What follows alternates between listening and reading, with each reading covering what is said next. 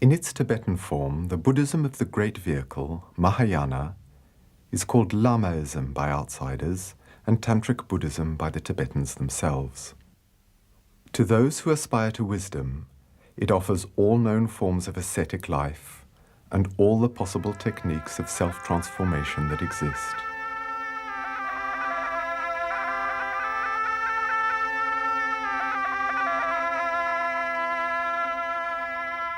This Tibetan Buddhism presents itself as a pyramid, whose base is monastic life common to all forms of Buddhism, whose summit is meditation without form, in which is revealed the unity of all things, the impermanence of every element in the universe, in which only the Absolute is eternal. Between this starting point, common to all those who have heard the call, and the perfection that is reserved only for the chosen few, stands the structure of Tantrism that is so disconcerting for outsiders with its pantheon of divinities in terrifying forms, its sexual symbolism, and, in addition, its yogic practices. These monks, confessing to transgressions of the rules, are members of one of the orders called Red Hats, among whom one can find the largest number of both hermits and, on the other hand, married monks. The monks devote themselves to studying metaphysics, sometimes for years. This path can be compared to that of monks anywhere, but the exchange of ideas concerning the noble questions takes on a typically Tibetan form.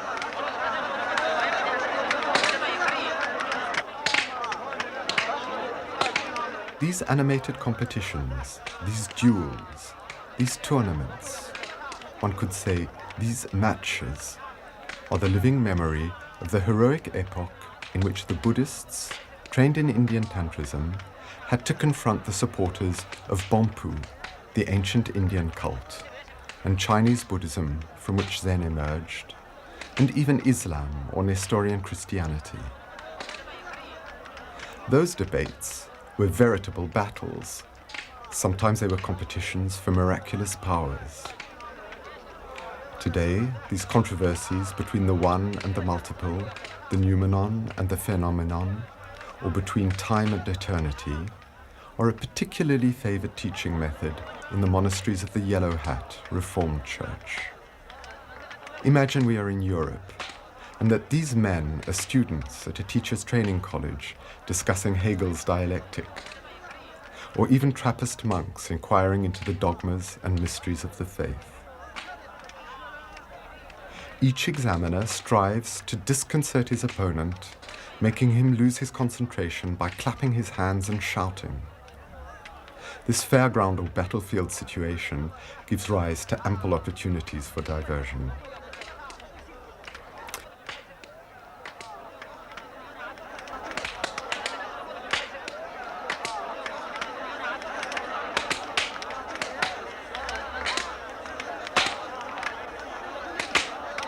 The infant monks also practice in the same way, whether tulkus, incarnate lamas, meaning children who have been recognized as a new manifestation of a master or deceased sage, or simply ordinary monks.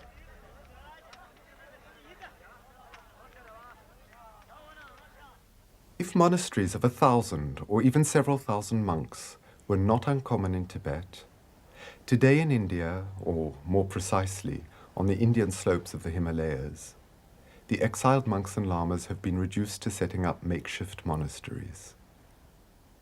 For example, Dulgu Khentse Rinpoche, Guru, that is to say, master of the Red Hat order called Kagyupa, endeavors to educate and provide for a handful of monks without any material resources, who are destined to continue the long lineage of yogis, disciples of the great ascetic Milarepa.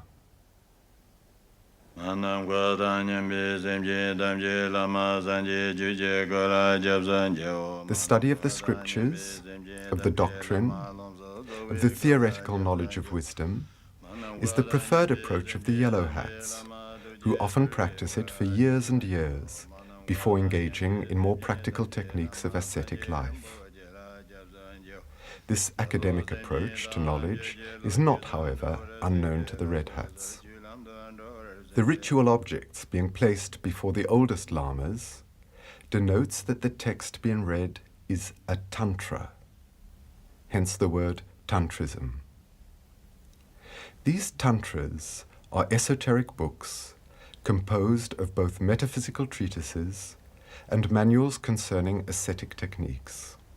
Only after receiving the initiation of a particular tantra and after hearing it read aloud by his master is a disciple allowed to begin his personal study of it in solitude. These tantras, symbols of the fundamental forces that go to make up a human being and the universe as a whole, are of different tantric deities visualized by lamas during their meditations. These tantric divinities or deities play a fundamental role in the Tibetan's form of meditation, especially in a highly significant form of meditation ritual, that of the mandala.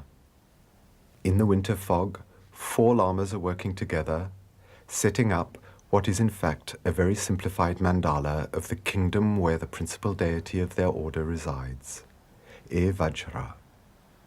The construction of a mandala is already a ritual in itself. These monks are working without notes or models to refer to. They work together in harmony at a shared task that is already a way of broadening one's limited individual consciousness. Nothing is left to chance in the way that the lines and spaces are arranged around the central point, which represents the whole, the totality. The building of a mandala, even a simple one like this, takes a minimum of 2 whole days. 2 days for which the monks have prepared themselves by lengthy fasts and prayers. Meanwhile, life in the monastery continues with work, study, and daily offerings, activities which, in monasteries the world over, punctuate the hours in the monk's daily life. Once the outlines are completed, the lamas add the colors to the mandala, putting the powders of the 5 symbolic colors on the appropriate sectors: green, yellow, blue, red, and white. 5 colors, 5 directions: north, south, east, west, and center. This division into 5 can be found everywhere. 5 Dhyani Buddhas, each one being an aspect of the Absolute or Supreme Buddha. 5 subtle energy centers in the human body. But there is also a 6th point situated above the mandala that is out of space and time, and is what Christians call everlasting life. These faithful people are searching for this everlasting life, although they are not fully aware of it. They make the ritual tour of the temple and turn the wheels containing holy scriptures in memory of the wheel of Dharma. The practice of mandala meditation is considered to be a way towards reaching one's Buddha nature.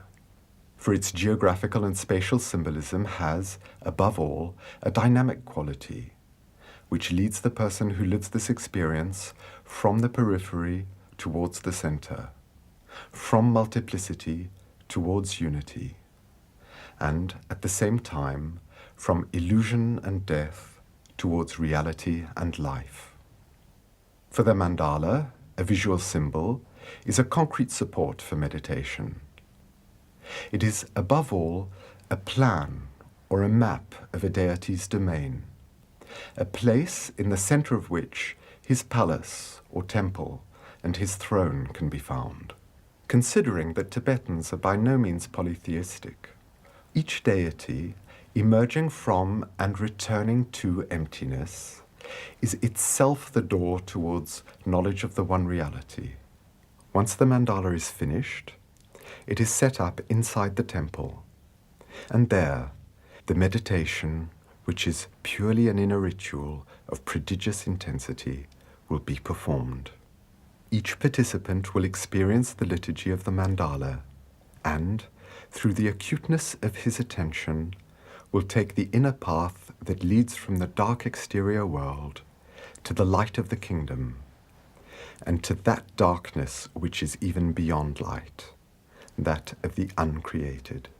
For the center of the mandala is the Alpha and the Omega, the chaos from which the world emerged and where time comes to its completion. It is the center of the universe, and also the center of every man. It is the kingdom of heaven that is within us, within you.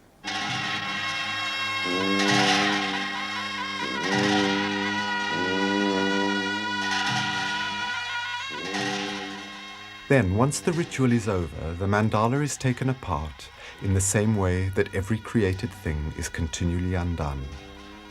The powders are taken in procession to a mountain torrent. There they are thrown in the water where they dissolve. In the same way, every element in every created thing is continually being dissolved. Mandalas painted on cloth and then conserved are rare, and one wonders for how much longer there will still be monks capable of producing such complex esoteric works. 2,000 kilometers away, in the Dalai Lama's monastery in Dharamsala, a much more elaborate mandala was set up for the annual ritual Kalachakra Puja, the ceremony of the Wheel of Time. After the prayers, invocations, and purifications, the monks consecrate the place where the ritual will be held, and where each person will visualize and experience the inner mandala.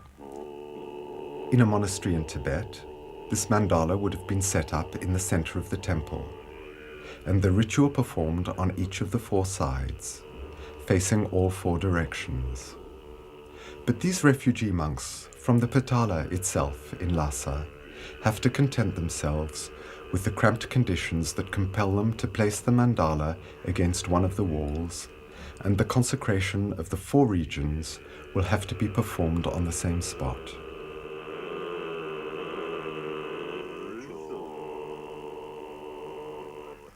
This preparation is at one and the same time a decision to perform the ritual, a prayer to obtain the location, an exorcism forbidding the spirits and evil forces of the psychic or subtle sphere to contaminate this place that is solely reserved for spiritual practice, and lastly, a consecration, a seal set in the chosen place.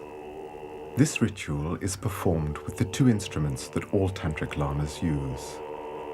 The dorje, the scepter held in the right hand, masculine symbol of activity and power, and the bell, passive feminine symbol of knowledge, of wisdom. To distinguish between wisdom and action, and then to unify the two, is the very foundation of Tibetan Buddhism. I have been told by Tibetan and European experts that these pictures are unique, and we are here in that secret heart of hearts of the Tibetan tradition.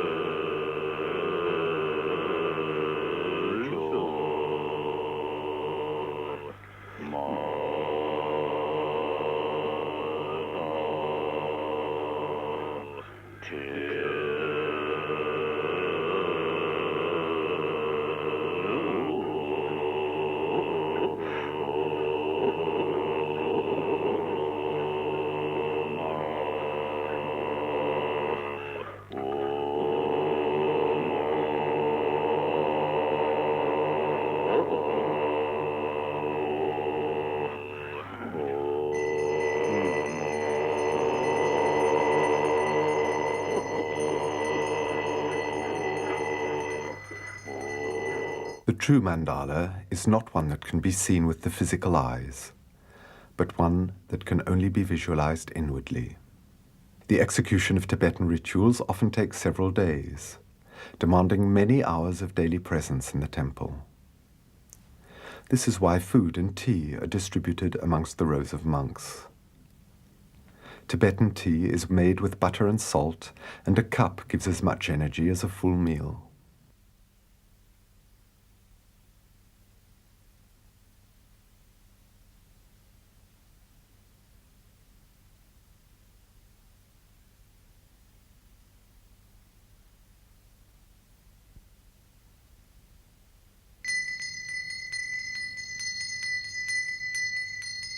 As the meditation progresses, it becomes more and more subtle and purified. The ancient science of visualization of a tantric deity, with its symbolic attributes, is very far from our mental structures. However, its theory and practice have been confirmed by the discoveries of modern research in depth psychology. It is a technique of self-knowledge and of the reintegration of the forces that are active in our subconscious. It is, above all, a direct support in the search for liberation, nirvana.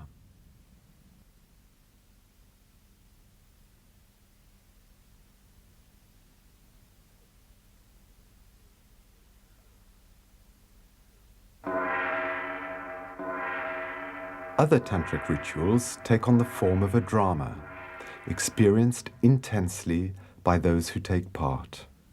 But all these rituals, as disconcerting as they may sometimes appear, aim to lead to the liberation from all attachment, which is the raison d'être of Buddhism, whether the rites are simply for the participants themselves, or to liberate an unhappy evil spirit, a soul from purgatory. If it is a ritual intended to separate mercilessly the forces of death from the forces of life, the setting has to be appropriately terrible to suit the real psychic surgery that will take place. There are three actors to this drama. Firstly, the victim, the symbol of this attachment to the ego, which blinds us to our eternal reality. Secondly, rising over the remains of the beast in us, the great destructor Mahakala, he who destroys what must, in any case, be destroyed. Mahakala, the terrible, the beloved, he who calls us to awareness. Mahakala, who devours and consumes, who kills to give life beyond birth and beyond death.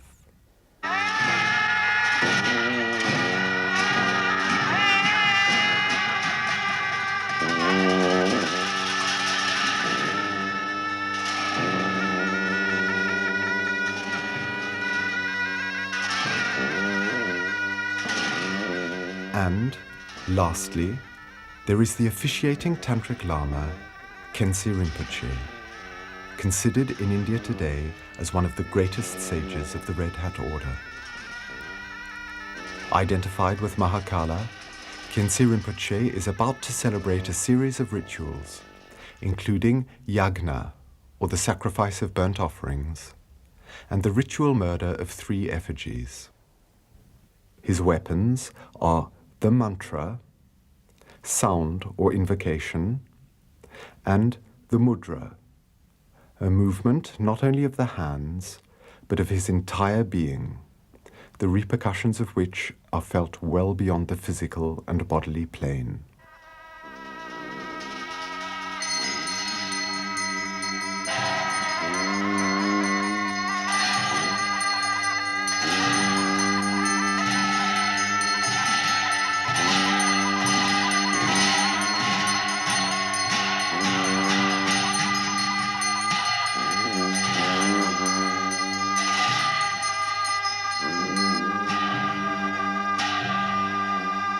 Then comes the time when the unhappy spirit is summoned to take its place inside the statue itself.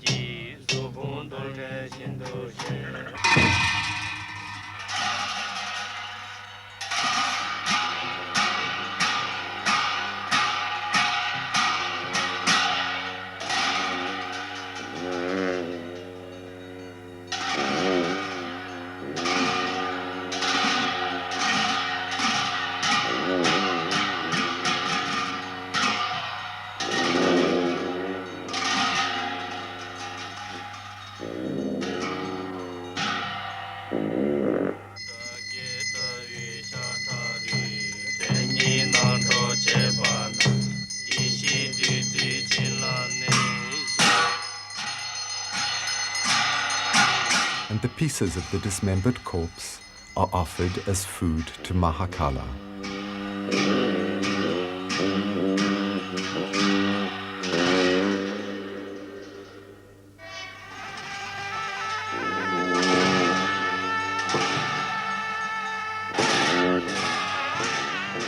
Khentse Rinpoche then goes to the opposite side of the temple, where a straw dwelling which has been built to receive another effigy is ready to be set alight.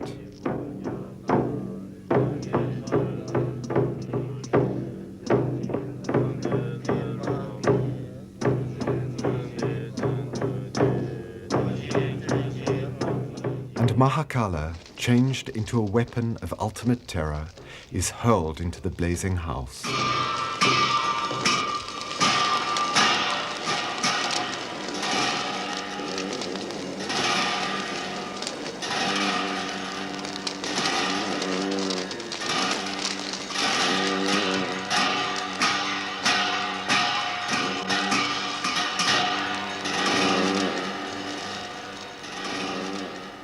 The mortal remains of the spirit are finally given a symbolic burial. His tomb is sealed with the brass plate that had contained the icon of Mahakala. Khentse Rinpoche then celebrates a ritual that is common to both Hindus and Buddhists, yagna, the sacrifice of burnt offerings.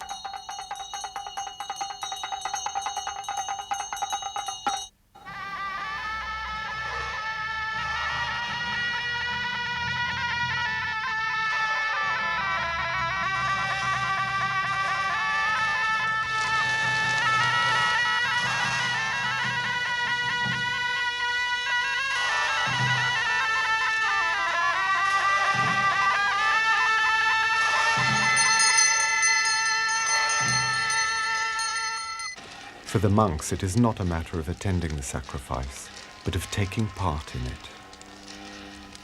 The fire is the mouth through which the Absolute devours everything that it, itself, cast out of itself. It devours multiplicity and division in order to bring back every created thing to the unity that is beyond space and time. Oh, fire, consume illusion, untruth, egoism, ignorance. Consume suffering, consume death, and give us awakening through the knowledge of that which we really are.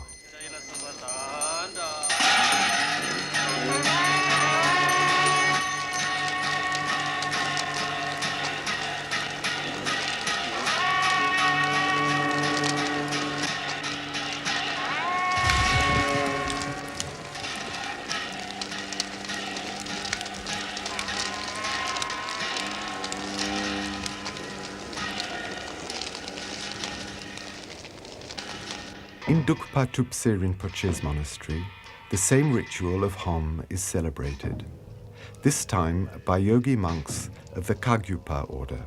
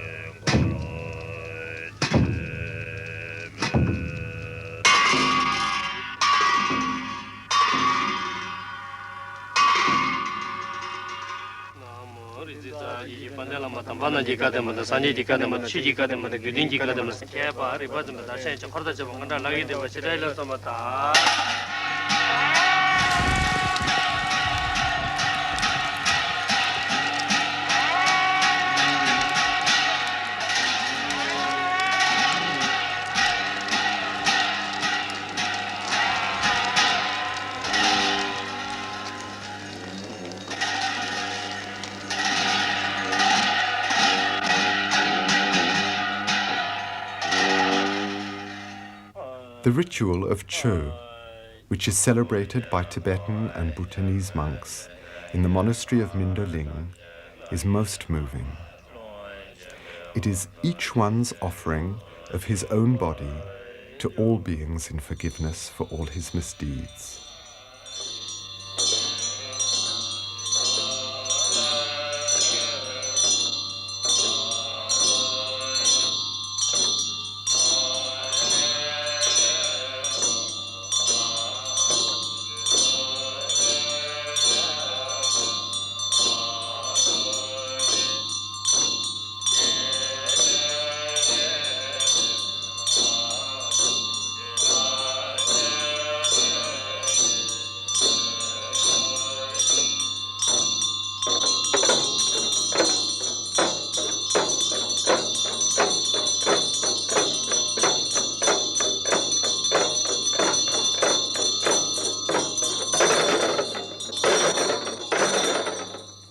This statuette is the image of our own body, created to be a temple, but which our selfishness has made a prison, isolating us inside of ourselves and preventing us from gaining access to the infinite and to the universal.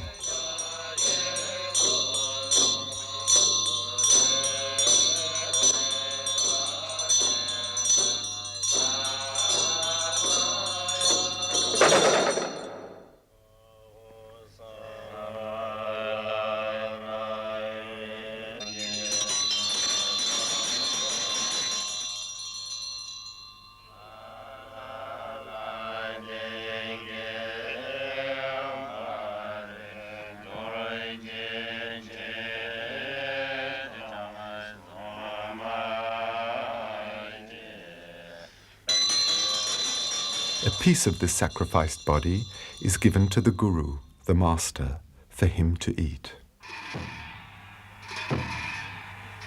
Tibetan lamas are well known for their sacred dances, dances which have gradually disappeared from most of the other religions. But these Tibetan dances could not be compared to the Muslim dervish dances, for example. They are not daily or weekly physical exercises destined to produce a reorganization of psychological functioning and to gain access to a higher state of consciousness. These dances are always elements of a ritual, conceived as a liturgy rather than as a drama. It is with this in view that the monks discipline themselves under the supervision of their master, just as actors or dancers would rehearse.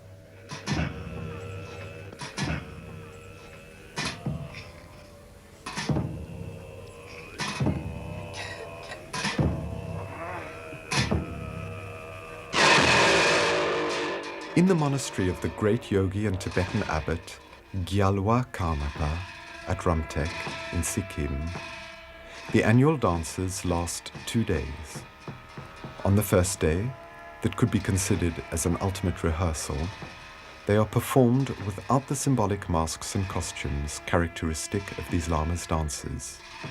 After the 4 guardians of the gateways of the universal mandala have intervened, everyone in the audience is able to recognize those who, the following day, will be wearing the costumes and the black, wide-brimmed headdresses of the Tantric officiators.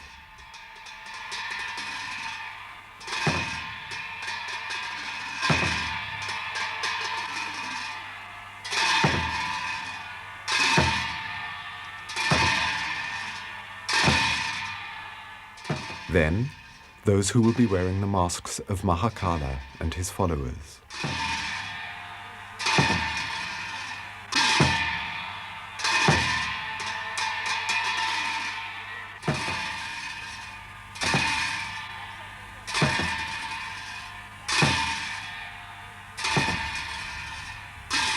And at the end of the day, the monks consecrate the area with their dance figures by drawing the sign of the Dorje, symbol of the active force, united indissolubly to perfect wisdom. The following morning, everything is ready for the most spectacular ritual in the life of the monastery. An icon of Mahakala, the destructor, an effigy in which will reside the spirit to be freed from itself, the audience, and His Holiness the Karmapa, abbot of the monastery and head of the Karma Kagyu order.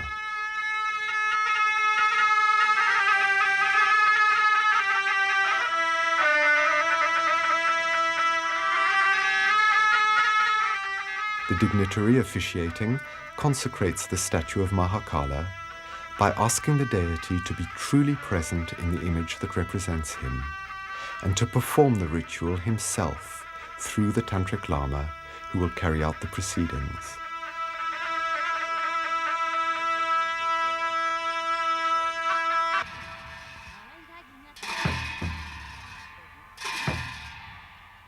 The spirit, the soul from purgatory, is summoned to take its place in the effigy.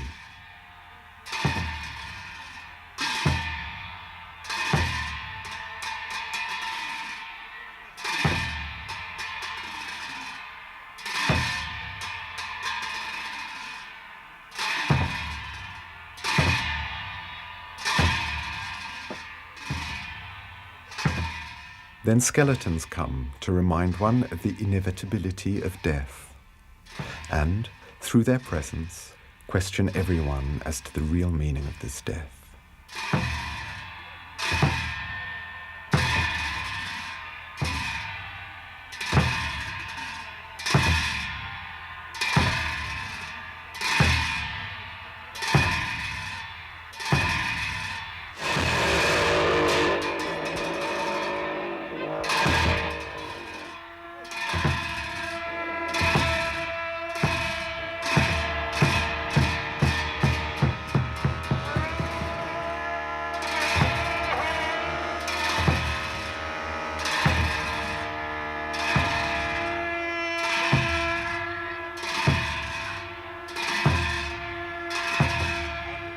The four keepers of the four gateways protect the threshold of the sacred mystery of the new birth that follows a consciously accepted death. All these masks are symbols. Far from being gross superstition, on the contrary, they point towards a spiritual science and knowledge of psychology which is highly evolved.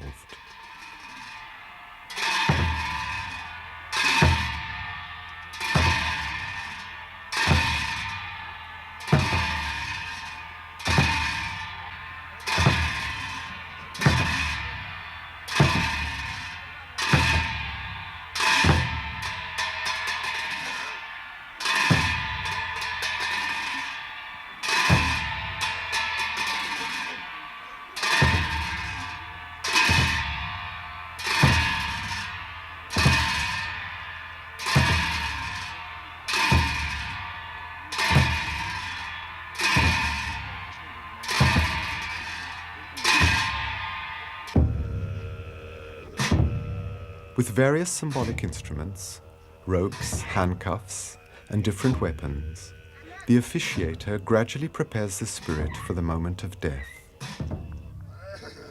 It is tempting to wonder whether the corrida, bullfighting, is not the vestige of a ritual that was once sacred, when one considers the movements with the cape, the lances, the banderillas, and culminating with the muleta.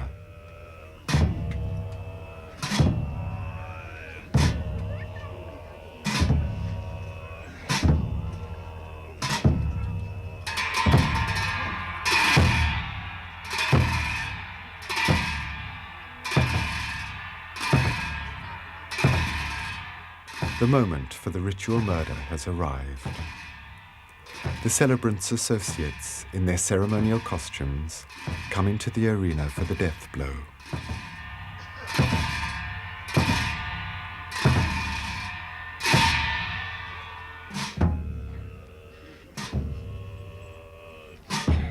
And Mahakala arrives suddenly in the form of a masked dancer accompanied by servants. Mahakala himself will give the coup de grâce to the evil entity, followed in this act by all his acolytes.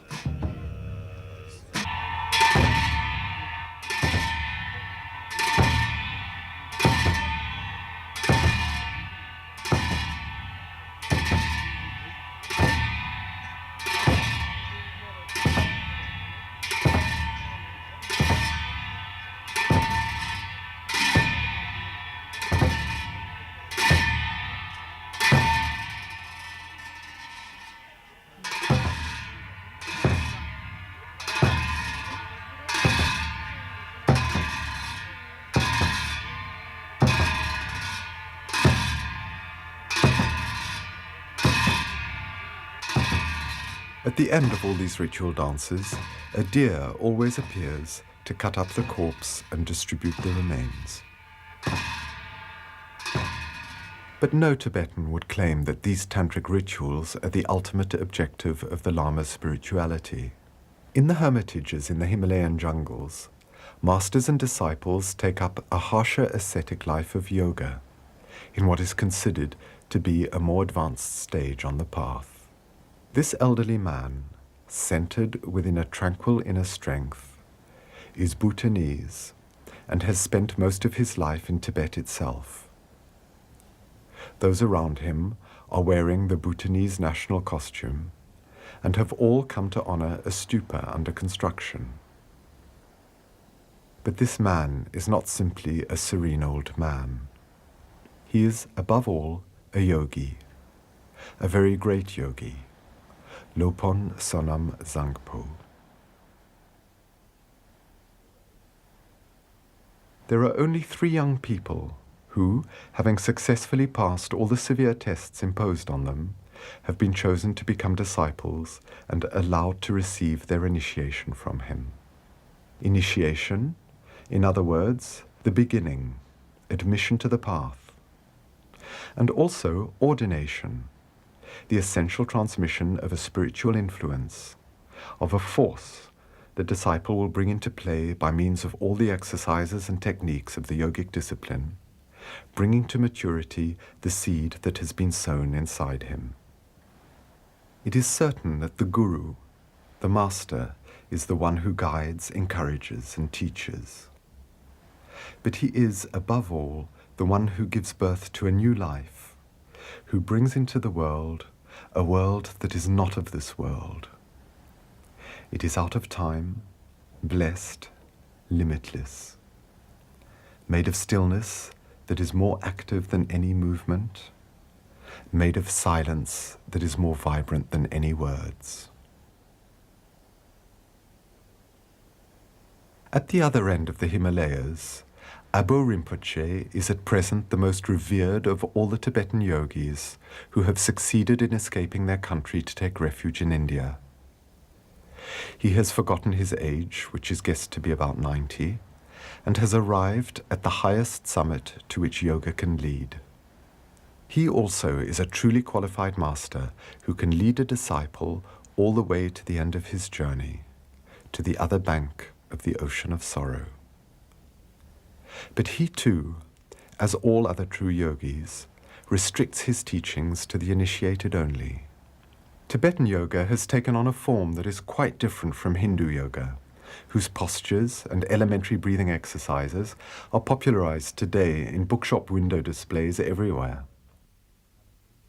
However, amateurs must be warned that the Tibetan's yoga is far from being put up for sale on the worldwide market of Orientalist fashion and spiritual gimmicks. You may only see certain exercises that are amongst the most simple and the first to be taught. And yet, only a few years ago, in Tibet itself, nobody, not even a monk who is not a yogi, would have been allowed to have a glimpse of these movements and postures that were kept in absolute secrecy, and anyone trying to watch them in secret would have been severely punished. All physical yoga is based on a paradox: to transcend the mortal body, to go beyond the limitations of that body, by devoting to that very same body one's attention and efforts. For yoga is one aspect of Tantrism, and according to Tantrism, nothing, absolutely nothing, must be refused, denied, or repressed. Everything must be accepted, integrated, and transformed, like nature changes coal into diamonds, like the alchemists speak of changing lead into gold. As great as he may be, Abo Rinpoche adopts the most humble of attitudes before the Dulgu Lama, Kamtrul Rinpoche, who is recognized from childhood to be the incarnate Lama and presides over the destinies of his order. As secret as the science of yoga is kept, however heroic the yogi's asceticism, as extraordinary and even miraculous as the results may be, these yogis are sages who stay in perfect harmony with what ordinary everyday life entails for every man. These two yogis, one from Ladakh and one from Bhutan, whose vision is beyond the veil of appearances, know above all things that they are one. They are playing their part perfectly, spontaneously, freely. They are completely aware of the present moment and are overflowing with serenity, joy, kindness, and compassion. For they are free from any trace of the past, whether conscious or subconscious, and they are also free from the slightest preoccupation with the future. This magnificent dorje that is carefully protected in an antique silk drape has been held in Milarepa's own hands, the founder of the order of yogis. This is why it is handled with such respect and brought up to the forehead as a sign of veneration. This dorje is the emblem of supreme power, power which, for Tibetan sages, is always related to compassion. Not love that is founded on emotional impulse, capable of becoming its opposite and giving birth to selfishness, jealousy, hatred, and despair.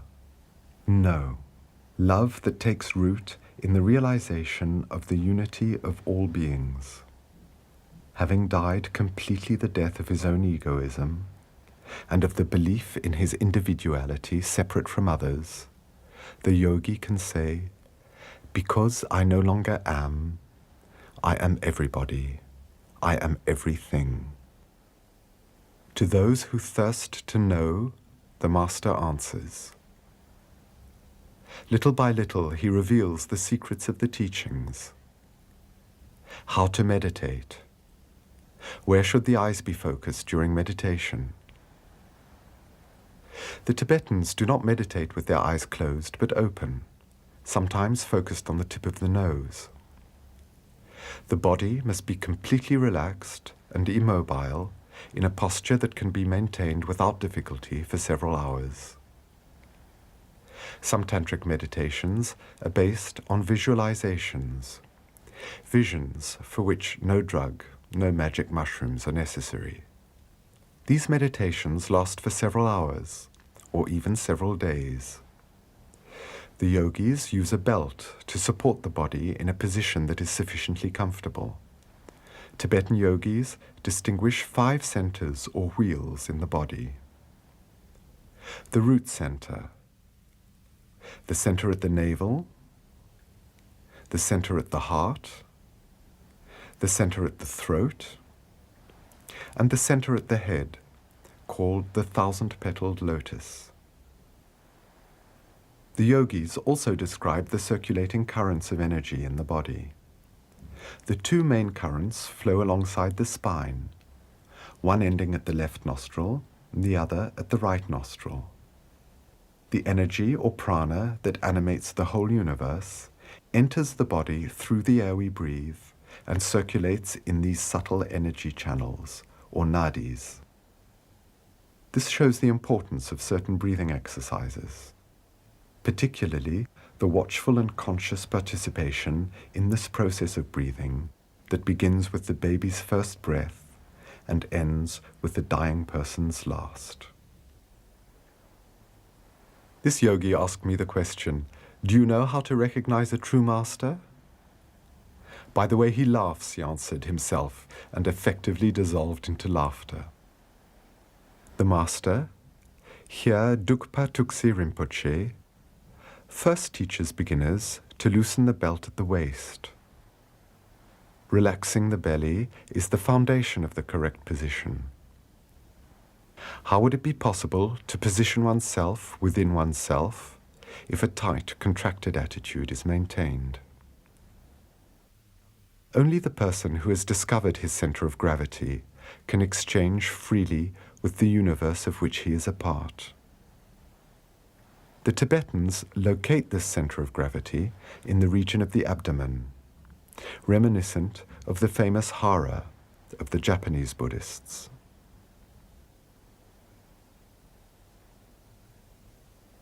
All the Tibetan Buddhist ascetic exercises, all the tantric rituals, all yoga practices find their meaning and their accomplishment in meditation. This meditation is forever changing as the disciple progresses and matures spiritually. The visualization of symbolic forms is gradually surpassed, and the ascetic rises to the plane of meditation without form, to the perception of emptiness, or shunyata, which is the key to Tibetan Buddhism.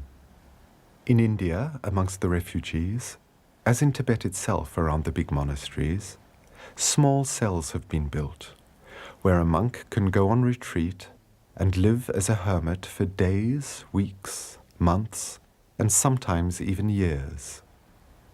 During this time, he sees no one and receives his food through a hatch. The monks meditate in these tiny cabins. Today, they have allowed us a glimpse of their world, a world of peace and inner vision. Some are still beginners, while others are advanced initiates. But all of them aspire to the same realization, that of becoming Buddhas themselves, not only for their own emancipation, but for the welfare of all beings.